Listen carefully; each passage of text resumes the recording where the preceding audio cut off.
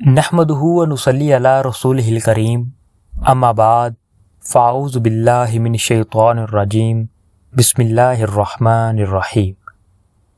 ناظرین کرام، آپ کو معلوم ہے کہ یہ مہینہ نبی کریم صلی اللہ علیہ وآلہ وسلم کی ولادت باسعادت کا مہینہ ہے۔ اسی مناسبت سے آپ کے ذکر جمیل پر مشتمل گفتگوؤں کا یہ سلسلہ شروع کیا جا رہا ہے۔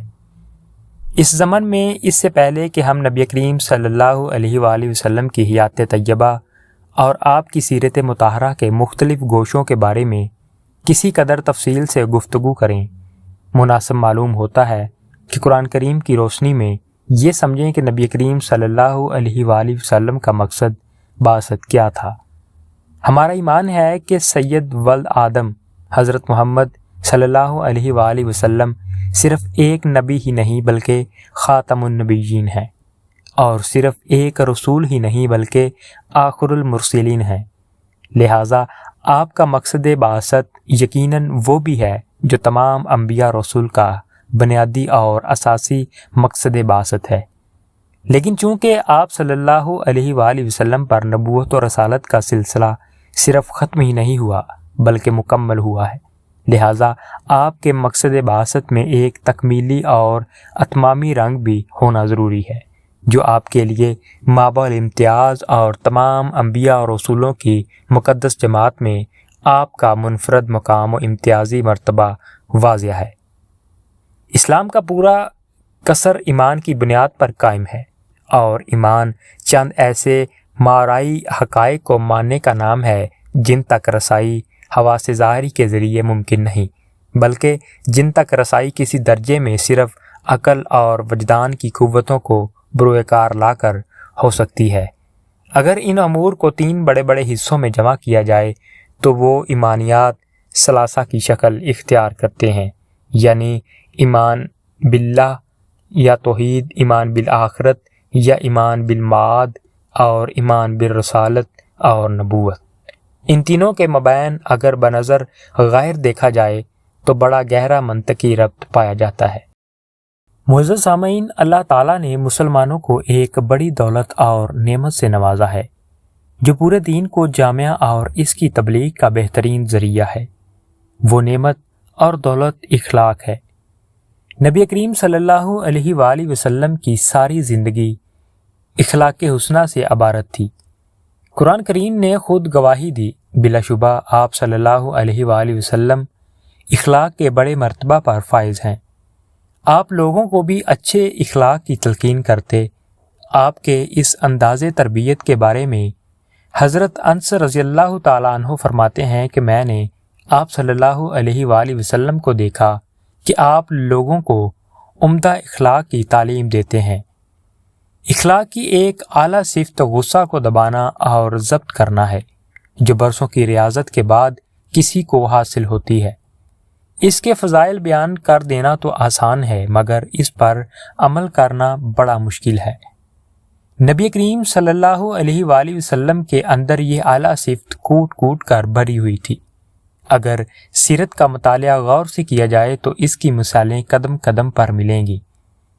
آپ صلی اللہ علیہ وآلہ وسلم کی صاحبزادی حضرت زینب رضی اللہ تعالیٰ عنہ جب مکہ سے ہجرت کر کے اونٹ پر سوار ہو کر مدینہ منورہ جا رہی تھیں تو راستہ میں حبار بن اسود نامی ایک شخص نے انہیں نیزہ مارا تو وہ اونٹ سے گر پڑی۔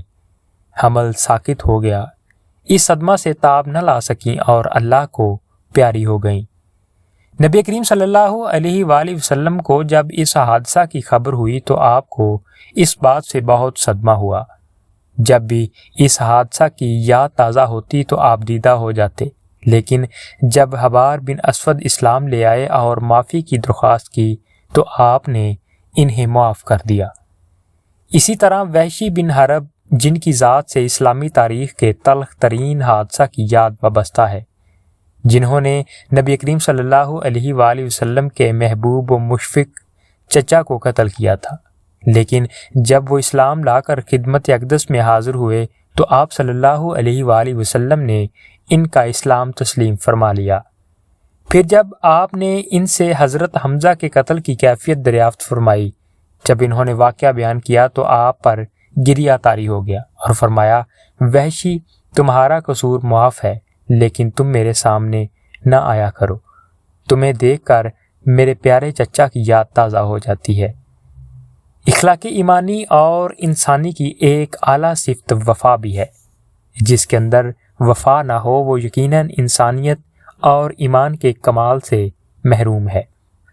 قرآن میں بدعہدی کو یہود جیسی مردود قوم کو صفت بتایا گیا ہے اور ایفائے عہد کو مومنوں، متقیوں اور اللہ کے نبیوں کی صفت قرار دیا گیا ہے۔ آپ صلی اللہ علیہ وآلہ وسلم کے اخلاق حسنہ میں ایک اخلاق یہ بھی ہے کہ آپ ہمیشہ وفا کرتے تھے، بے وفائی اور عہد شکنی نہیں کرتے تھے۔ حضرت ابو رافع رضی اللہ تعالیٰ عنہ بیان فرماتے ہیں کہ مجھے قریش نے نبی کریم صلی اللہ علیہ وآلہ وسلم کی خدمت میں کسی کام سے بھیجا۔ یہ اس اخلاق کی بات ہے جب میں اسلام سے محروم تھا۔ جب میں نے آپ صلی اللہ علیہ وآلہ وسلم کی زیارت کی تو فوراً میرے دل میں اسلام کی محبت بیٹھ گئی۔ میں نے عرض کیا، یا رسول اللہ صلی اللہ علیہ وآلہ وسلم، خدا کی قسم اب میں یہاں سے واپس نہیں جاؤں گا۔ آپ صلی اللہ علیہ وآلہ وسلم نے فرمایا، نہ تو میں وعدہ اخلافی کرتا ہوں اور نہ عہد شکنی کرتا ہوں، فی الوقت تم واپس چلے جاؤ، البتہ اگر تمہارے دل میں یہی جذبہ، یہی ارمان، یہی تمنا، یہی خواہش رہی تو واپس چلے جانا۔ چنانچہ میں اس وقت تو چلا گیا، لیکن بعد میں خدمت اقدس میں حاضر ہو کر اسلام قبول کر لیا۔ نبی کریم صلی اللہ علیہ وآلہ وسلم نے اپنے اخلاق و حسنہ کی دولت سے تڑپتی انسانیت کی غمخواری کی، اپنے ازلی و ابدی دشمنوں کو پتھر کے جواب میں گلدستہ پیش کیا، نفرت کے اندھیروں میں الفت و محبت کی شمع روشن کی، آپسی تفرقہ بازی اور دائمی بغض و عداوت کی بیخ گنی کر کے بھائی چارگی اور الفت و محبت کے چشمے بہائے۔ یہی نہیں بلکہ 2 قدم آگے بڑھ کر فتح مکہ کی تاریخ کے اوراق کو الٹ کر دیکھیے کہ آپ صلی اللہ علیہ وآلہ وسلم مکہ میں فاتحانہ انداز میں داخل ہوتے ہیں۔ صحابہ کرام کی 10,000 کی جمعیت آپ صلی اللہ علیہ وآلہ وسلم کے ساتھ ہے۔ صحابہ کرام اعلان کرتے ہیں، آج بدلے کا دن ہے، آج جوش انتقام کو سرد کرنے کا دن ہے، آج گزشتہ مظالم کے زخموں پر مرہم رکھنے کا دن ہے، آج ہم اپنے دشمنوں کی کھوپڑیوں کو اپنی تلواروں پر اچھالیں گے، آج ہم شعلہ جوالہ بن کر خرمن کفار کو جلا کر بھسم کر دیں گے اور گزشتہ مظالم کی بھڑکتی چنگاری کو ان کے لہو سے بجھائیں گے۔ تاریخ شاہد ہے اور زمین و آسمان گواہی دیتے ہیں کہ ایسا کچھ نہیں ہوا۔ رحمت نبوی صلی اللہ علیہ وآلہ وسلم جوش میں آئی اور زبان رسالت کی صدائیں لوگوں کے کانوں سے ٹکراتی ہیں، جاؤ تم سب آزاد ہو، تم لوگوں سے کسی قسم کا بدلہ نہیں لیا جائے گا۔ یہ تھا آپ صلی اللہ علیہ وآلہ وسلم کا اخلاق کریمانہ۔ نبی پاک صلی اللہ علیہ وآلہ وسلم کی زندگی اخلاق حسنہ سے بری پڑی ہے، جسے آج ہمیں اس نازک ترین حالات میں اپنانے کی ضرورت ہے۔